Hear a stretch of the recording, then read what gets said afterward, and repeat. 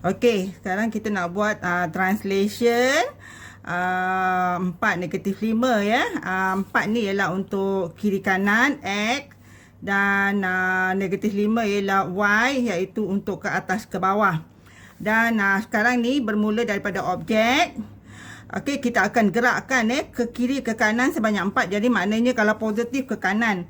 So 1 2 3 4. Okey, 4 dan ke bawah ya. Ke bawah sebanyak 5. 1 2 3 4 dan 5. Okey, ini adalah image bagi A selepas melalui translation. Jadi kita lihat kepada apabila diberi image pula ya.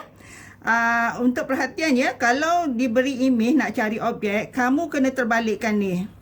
Maksudnya masih lagi translation, tetapi positif 6 akan jadi negatif 6 dan positif 4 akan jadi negatif 4. Terbalik, kalau dia negatif dia akan jadi positif. So jadi image melalui proses translation negatif 6 negatif 4 ni, dan kita akan gerakkanlah ke kiri ke kiri 6 kali. 1 2 3 4 5 6 dan ke bawah 1 2 3 4. Okey, ini adalah titik bagi objek. Titik bagi objek. Okey, jadi koordinat objek ialah negatif 2 0. Okey, jadi kita pun boleh guna cara lain, iaitu kita tahu bahawa objek tambah translation sama dengan image. Okey, sekarang ni kalau kita buat cara formula ya.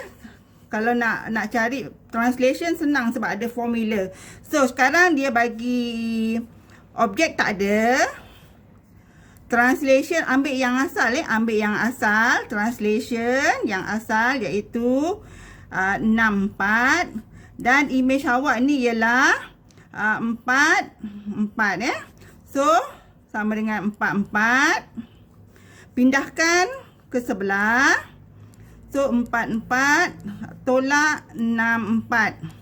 Okey, nanti jawapannya ialah 4 tolak 6 negatif 2 dan 4 tolak 4 ialah 0. So jadi objek bagi B ialah negatif 2 0. Okey, sama seperti yang kita buat masa kita buat pergerakan daripada graf.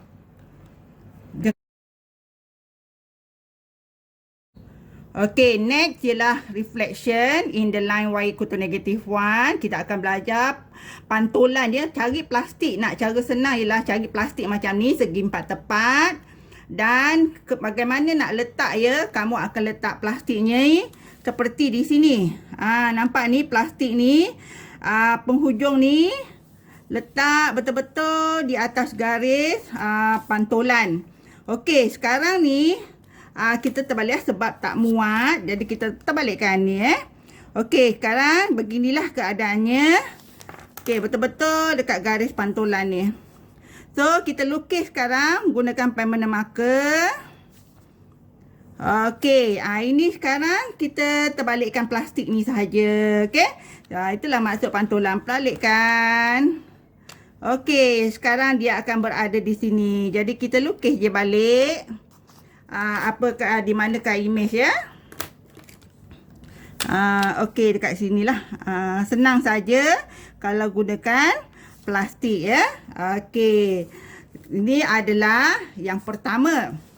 Tadi adalah reflection in the line y equal to negative 1. Sekarang kita tengok kalau pantulan pada garis y-axis ataupun x sama dengan 0. Sama juga kita buat gambar, kita cari plastik lain lah sebab kita dah pakai permanent. Okey, jadi kita lihat ini paksi y. Okey, ini paksi y. Betul-betul dekat tepi garis ya. Okey, lepas tu kita lukis sekarang objek. Kalau nak cari objek diberi image pun sama saja buat saja macam ni.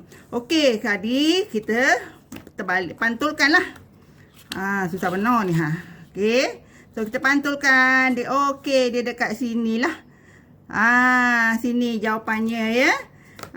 Jadi terbalikkanlah, kita buat draft saja gambar. Okey. Dapatlah image bagi B. Okey. Dan itu baru garis yang selari dengan paksi X paksi Y. Tetapi macam mana kalau yang sengit? Sama juga. Ini plastik. Betul-betul letak dekat tepi ni ya. Dia punya garis plastik tu betul-betul dekat garis pantulan. So kita lukis. Okey, pantul, pusing je. Okey, kat sinilah dia ya. Tak tepat ni, tapi kita okey. Okey, kita agak terbalik tak apa tepat.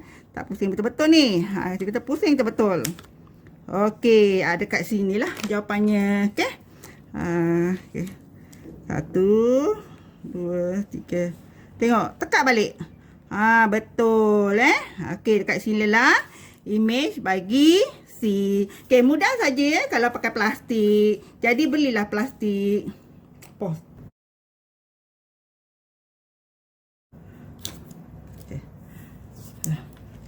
Okey, sekarang kita nak buat putaran pula ya. Putaran yang tidak berbentuk objek tapi berbentuk titik pun sama. Pergi cari plastik. Dan mula-mula kita akan kenal pasti center. Center awak dekat sinilah. Ini center. Jadi kita letak huruf X lah sebagai center So kita letak huruf X sebagai center. Okey, kita sambung ya garis objek kepada center. Okey, sekarang ni pertama sekali warna biru ni ikut arah jam, maknanya dia ke sini. Okey, apa nak buat? Okey, ini tadi kita okey. Ni kedudukannya lah. Kita tanda kat sini.